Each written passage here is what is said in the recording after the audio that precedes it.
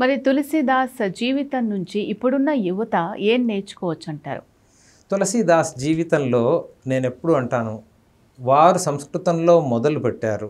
వారికి ఆ భాషా పరిజ్ఞానం ఉంది. కానీ కాశీ విశ్వనాథుల వారు వచ్చి ఇప్పుడు వ్యావహారిక పరిభాషలో చెప్పాలంటే స్ట్రెచ్ అసైన్మెంట్ ఇచ్చారనమాట.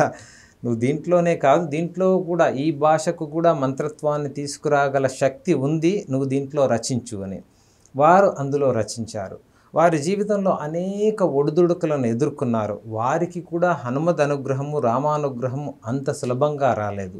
కాబట్టి వారి పరిశ్రమ, మనము తెలుగులో చెప్తాము, ప్రారంభించరు నీచ మానవులు విఘ్నాయాస సంత్రస్తులై అని. అంటే ఏదైనా ఒక కార్యాన్ని పని చేస్తే అదే దాంట్లో చాలా ఆటంకాలు వస్తాయండి అని ప్రారంభించరు. కొంతమంది ప్రారంభించి ఒక్క ఆటంకం వస్తూనే ఆపేస్తారు.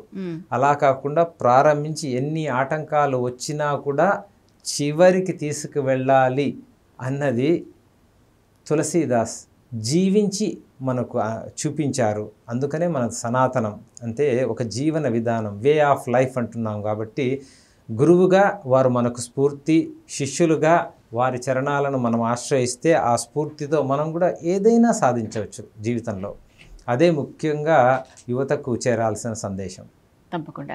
గురుగారు, మరి హనుమాన్ చాలీసా పారాయణం చేస్తున్నారు చాలామంది, కానీ అది మన భాషలో ఉన్నట్టయితే నాకు అనిపించలేదు. సో ఇప్పటికీ కూడా మన భాషలో లేకపోయినా, దాని అర్థం తెలియకపోయినా చాలామంది పారాయణం అయితే చేస్తున్నారు. దాని అర్థాన్ని గ్రహించి మనం మన జీవితానికి అన్వయం చేసుకోవడం కూడా చాలా ముఖ్యం.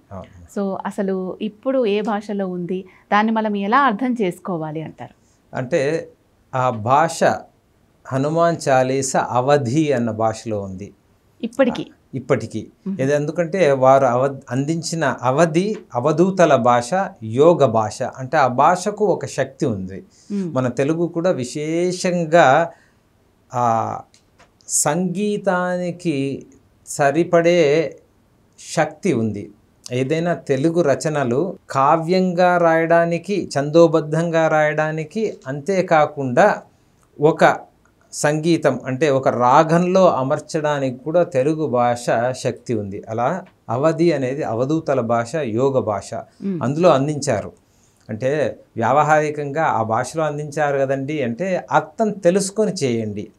కానీ జిమ్కు వెళితే డంబెల్ ఎలా తయారు చేశారు అని తెలుసుకొని చేసినా, తెలుసుకోకపోయి చేసినా కూడా చేయాల్సిన విధానాన్ని తెలుసుకుంటే మీరు ఆ ఫలితాన్ని పొందవచ్చు. కాబట్టి ముఖ్యంగా ఉండవలసింది గురువులపై శ్రద్ధ. ఆ హనుమాన్ చాలీస మనకు మంచిని చేస్తుంది అన్న దృఢ, సంపూర్ణ, అచంచల విశ్వాసం.